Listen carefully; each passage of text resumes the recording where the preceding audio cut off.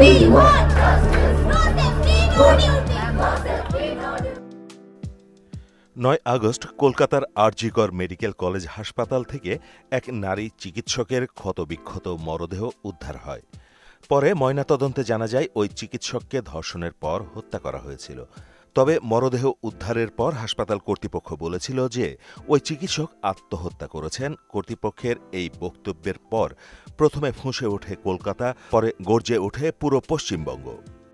আরজিকর ঘটনার কারণেই শেষ কয়েকদিন শিরোনামে উঠে এসেছিল সঙ্গীত শিল্পী অরিজিৎ সিংয়ের এক্স হ্যান্ডেল।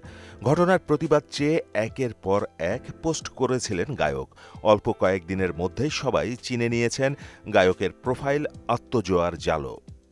কিন্তু শুক্রবার সন্ধ্যার পর অরিজিতের প্রোফাইল খুললেই আর কিছু দেখা যাচ্ছে না। শুধু একটি লেখা উঠে আসছে, সেখানে লেখা রয়েছে, the profile does not exist. এই প্রোফাইলটির আর কোনো অস্তিত্ব নেই। আচমকা কি ঘটল? এমনিতে তার এই প্রোফাইলের কথা খুব বেশি কেউ জানতেন না।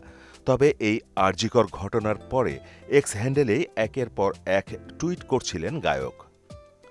এই ঘটনায় তার অনুরাগীদের কপালে চিন্তার ভাঁজ। কি ঘটেছে? এই প্রোফাইলটি কি গায়ক নিজেই মুছে দিয়েছেন, নাকি কঙ্গনা রানাওয়াতের মতো গায়কের প্রোফাইলটি বন্ধ করে দেয়া হয়েছে? অরিজিৎ এমনিতে খুব বেশি লাইমলাইট পছন্দ করেন না, তাই সামাজিক যোগাযোগ মাধ্যমে তেমন বেশ সক্রিয় থাকতেন না। না ছিল খুব বেশি ফলোয়ার্স। আরজিকর কাণ্ড নিয়ে স্পষ্ট বক্তব্য রেখেছিলেন গায়ক, গানও গেয়েছিলেন। যে গানের নাম দিয়েছিলেন আর কবে।